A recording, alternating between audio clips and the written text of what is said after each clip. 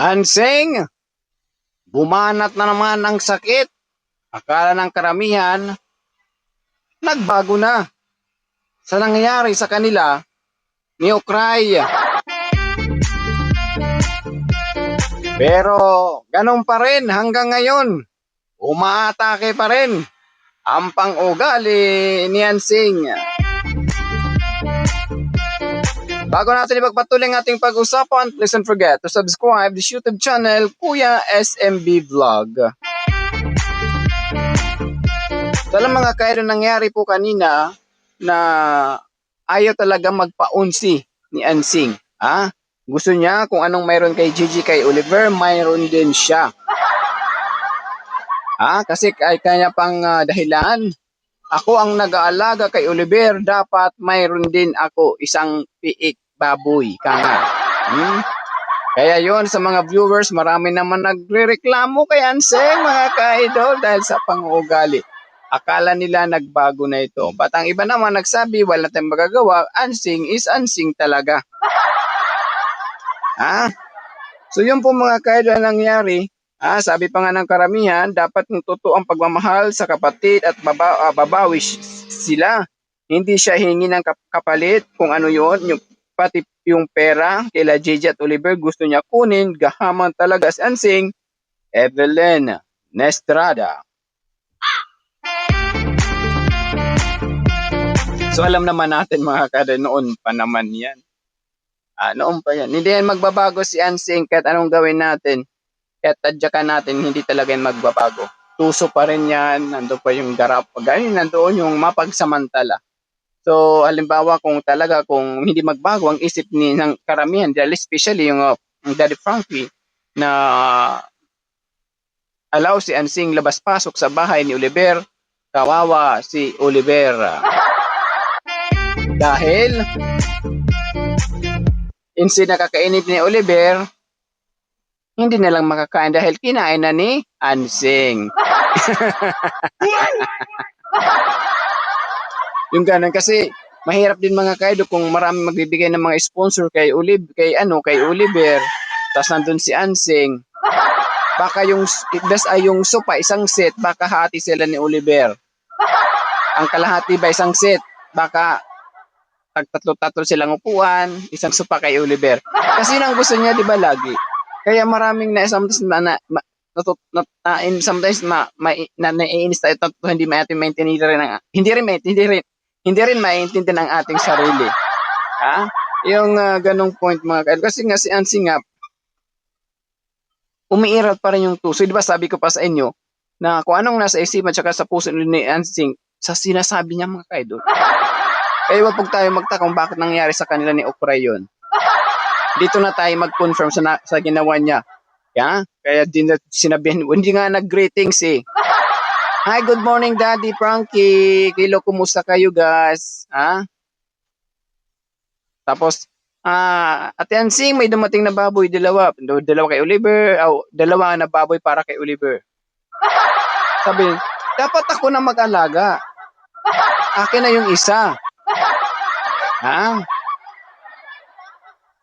Kasi ang rason niya, siyang nag-aalaga kay Oliver.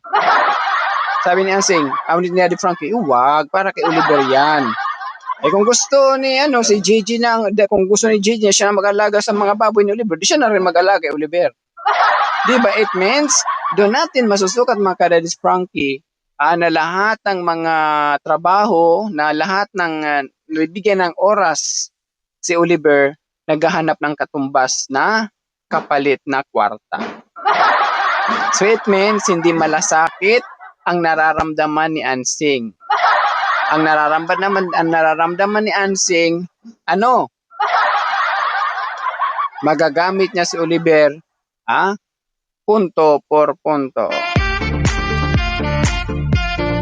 Ganun lang po doon mga ka-idol, yung inaano ni Kuya SMB kasi akala ko babawi siya sa kanyang pagkukulang noon kay Oliver.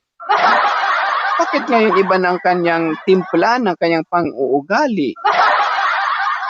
Hindi na po tama yung ginagawa niya mga ka-idol. Kasi kahit anong gawin kapatid niya yun si Oliver. Hindi pa rin pinapakita ni Anseng yung word na pagbabago, yung word na pagpapahalaga, yung word ng malasakit, word na pagmamahal niya sa kanyang kapatid, pinapairal pa rin sa kanyang kagahaman makasarili na pang-uugali. Kaya sa mga bagong pasok, don't forget to subscribe to YouTube channel, Kuya SMB Vlog. Ha? Ganun lang po dun. Sir, sabi ko nga na wag na natin kasi si Ansing yan. Hindi na yan magbabakit, pinturahan natin yan. Ansing pa rin yan. Kaya kanina, almost na mga viewers, maraming galit. According naman to Luningning, totoo naman, pera lang ang habol ni Ansing.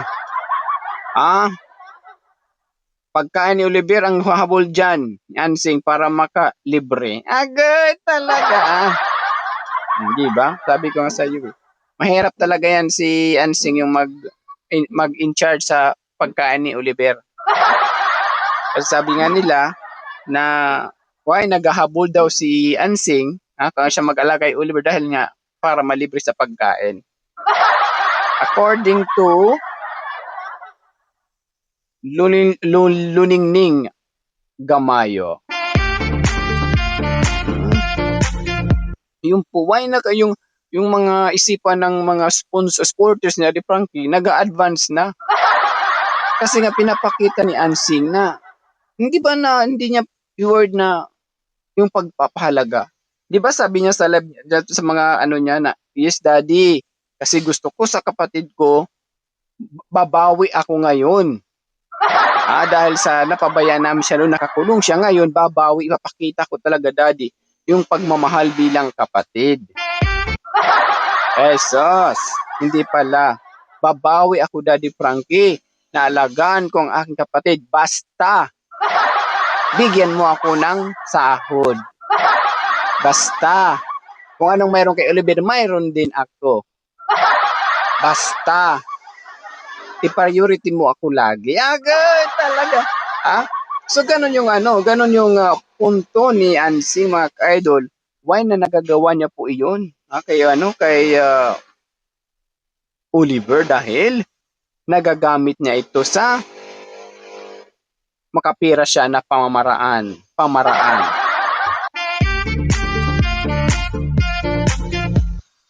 Dapat nga kasi pakialamera, walang babahagi. Ano daw? And of course, yung iba kapatid ni Oliver, kausapin ni Daddy Frankie, bigyan mo din ng pagkakataon. Alam nyo sino ba to? Si Kasanyan na Bakay. Pagkakataon si Kasya na Bakay is malayo yung mga kapatid niya, sobra. Siguro kabilang barangay pa ata. So, ayun, hindi talaga makapunta, baka may kanya-kanya na ring pamilya. So, mahirap po yun. So, however, si JJ wala namang asawa.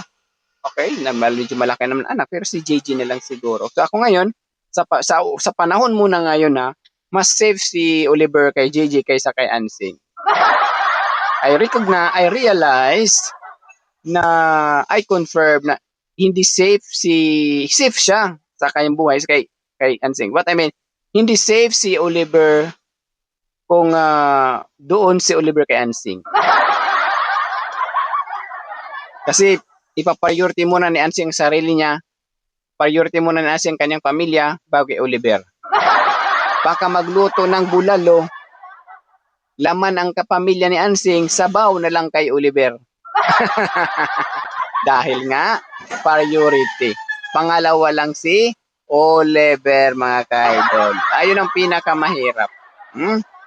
Kaya kanina, inis. Sabi pa nga ni Tita Hani na kailangan na lang pag-uunawa at pag-iintindi kay Ansing. Kasi kahit anong gawin natin yan, itapon pa natin yan sa ilog, pagbalik, Ansing pa rin yan. Yan, kahit sapakin man yan sa nguso, sapakin man yan sa liig, Ansing pa rin yan. Busuhin ni Ansing, kakahingi ng pera ni Oliver. Sana may bakod talaga para hindi madali sa kanya ang makapunta sa bahay ni Oliver. Diba, pinayagan ni Daddy Frankie na labas-pasok si Ansing. Ay nako ba, Ang problema nito mga ka-idol, kung maghakot si Ansing na gamit ni Oliver, example, may pag mga package from other countries, sofa, display, table, washing machine, and everything appliances, meron si Oliver halimbawa lang. Baka 3 araw lang yan, yung gamit na yan, baka ilipat na yan ni Ansing sa kanila punto por punto. And of course, ang wala tayong magagawa pa dyan kuya is kasi nga kapatid ni Oliver siya. Mag-aalaga kay Ansing na yung kung atusin, kapatid niya si Kuya Gigi. Kaya busy sa trabaho, Sherilyn.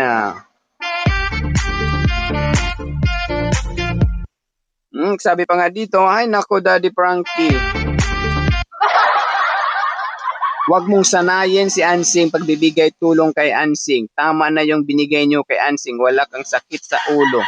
Same kay Gigi. Okay na yung tulong ibigay mo. Lena Nofable. According naman to Helen A, dahil po Gigi na lang po ng KSM ni Oliver, kasama ni Oliver, wag na si Avatar. Hindi ho magbabago si Avatar, ilang beses na nagsabi yan magbabago siya. Hanggang tumagal, lalong lumalala, madrama. Helen, ha? Diba? Hindi tanggap ni Ansing na mayroong baboy si Oliver sa sarili niya. Dapat akin yung isang baboy kasi ako nag-aalaga kay Oliver. Daddy Frankie. Diba? Sabi ka noon, gusto ni Ansing na lagi may katumbas na kwarta kung mag-aalaga siya kay Oliver. And of course, sa mga nandyan, ganun talaga mga ka-idol, ang problema ni Ansing, wala na tayong magagawa doon.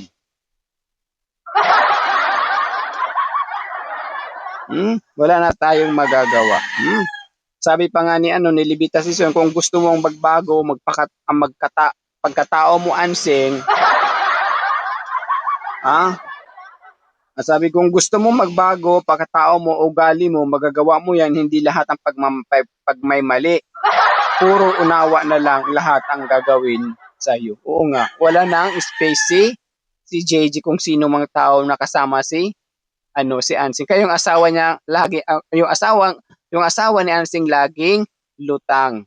Overload na sa pagkakaintindi kay Ansing na lagi siyang unawa nito. Ang swerte naman ni Ansing, Ma'am Libita Son. And of course, because of na Ukraine, naaway bashers niya isa ako doon, sabihin mo naman ako.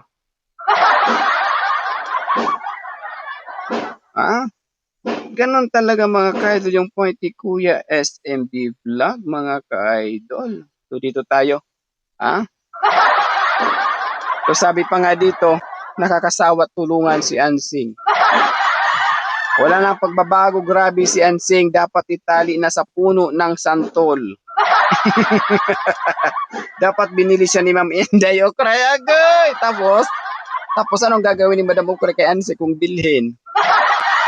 Nelia Vlog. Marunong pa siya sa sponsor.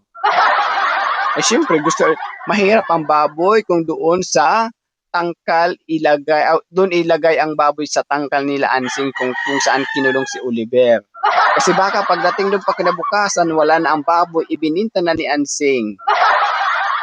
Wag lang tulungan sa taong ganyan, mapagsamantala.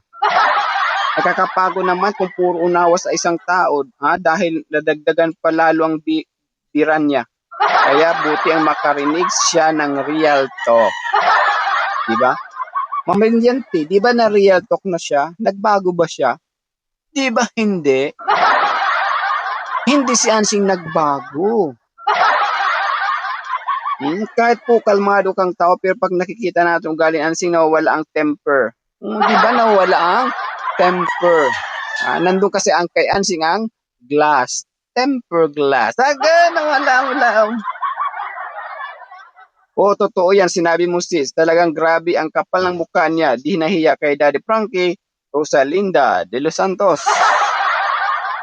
Diba? Diba sabi ko pa sa inyo, pinaglalaban ko talaga, Ansing talaga hindi magbabago. Kailangan dyan pag-uunawa.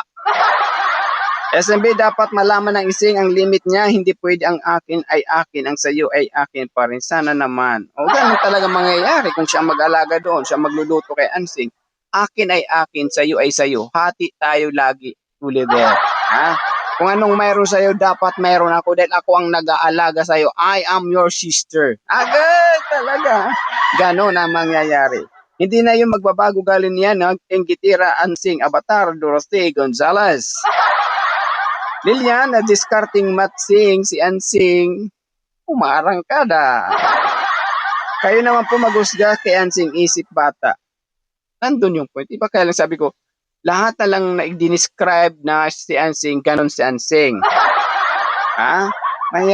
Mahirap pantayan si Ansing. Nakakaiba. Superstar. Agad talaga. Superstar si Ansing. Ha?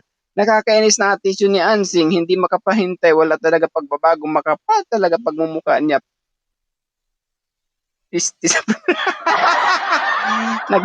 Nagmura pa to si Rosalinda de los Santos. Pera-pera lang kay Ansing, hindi mawala ang ugaling Ingitira. Greedy talaga si Ansing. Rona, Robilo. Miguel ang shoutout. Diba? Ganun talaga si Ansing, mga kadadis Frankie. Wala tayo magawa.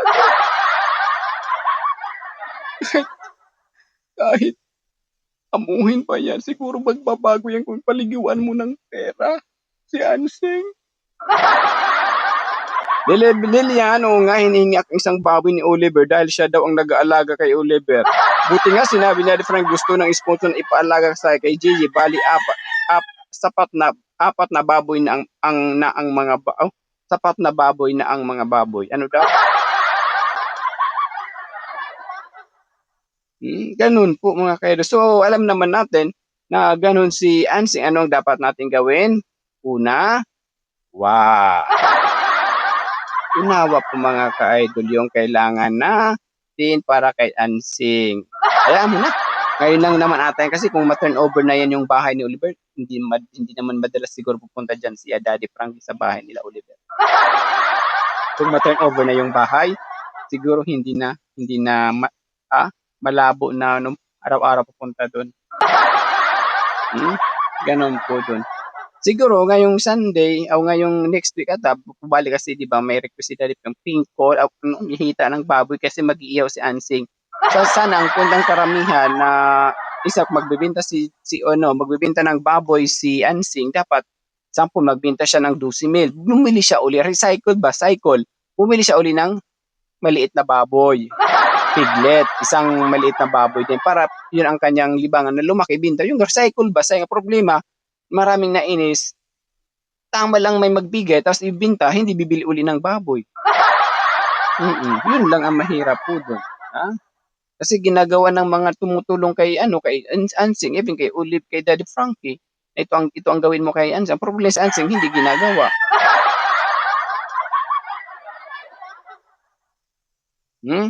Yung pong pinakamahirap kay Ansing. Again, sa mga nandyan oo, so siya na po ko sa live ko kanina na hindi po natapos kasi nga yung cellphone ko nag-loading. Inaayos ko sa pinsan ko. Jesus, akala ko okay. Jesus, naubusan ng data. Ang bilis ng data mga kaidol, no? Oo, so hindi naman pwede tayo makapag-wifi kaya hindi naman tayo lagi dito nag-i-stay. Ha? So yun lang po, data lang naman si Kuya SMB. Ha? So, yun po mga ka-idol, humingi lang po maring kanina na-stop, hindi nga ako nakapagpaalam Pinaayos ko na, tinawag ko na yung pinsan ko, ayusin mo nga yung kasi bakit nag-loading ako, na-stress lang kasi, na-stress po sa data ko. Nako, sabi niya, Tito, naubusan na yung data mo. Agad, magpa-load ka ulit pagdating ng unloader, wala doon. Kaya stop. Sabi ko, gawin ko na lang premiere ang kalahati. Ganon po dun mga ka-idol na nandun pa rin yung gahid ni Ansing sa kanyang pang-uugali. Okay? So yun, mga ganyan kay Ansing, hindi dapat patulan. Dapat batuhin ng itlog. Para maging hindi naman doon ganun. Side up.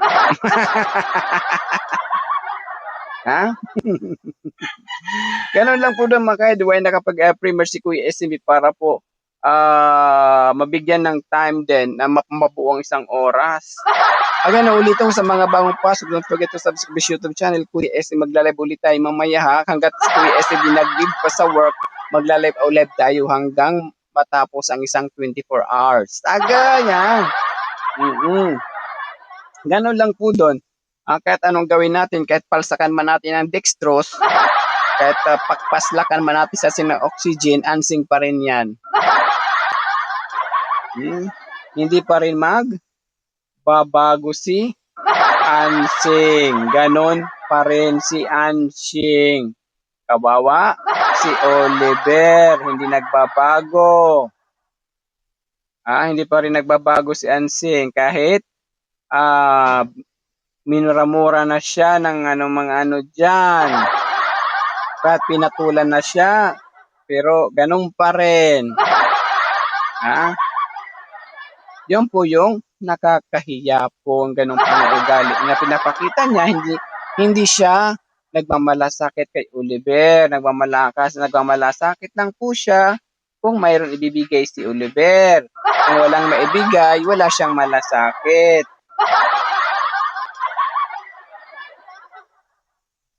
Ganun lang po dun mga ka-idol. Kasi ang nakikita po ng karamihan na hindi pa rin nagbago si Ansing. Punto por punto. Sabi pa nga nila, wag mo na lang pansinin Daddy Frankie. Paano si Ansing ang lumalapit kay Daddy Frankie? Alam pa naman hindi entertainin. Kapatid yan ni Oliver. So anyway mga ka-idol, sa mga bagong pasok, don't forget to subscribe sa YouTube channel. Magla-live po tayo mamaya, punto por punto, para sa karamihan, para mag-enjoy tayo at paano maging masaya lang tayo hanggat si SMB nag-lead pa. Oo, magtulungan tayo mag-isa para maging sulit pulido kay Daddy Frankie community. Basta nasa katwiran ka at nasa tama, ipaglaban mo. Again, this is Kuya S. Para sigurado punto por punto, pack na pack and full na full. Have a good day everyone. Ingat, God bless. Mabuhay tayong lahat. Love you all. Bye-bye. And don't forget to subscribe din ng ating YouTube KSMB channel. Maraming salamat. God bless. Mabuhay tayo.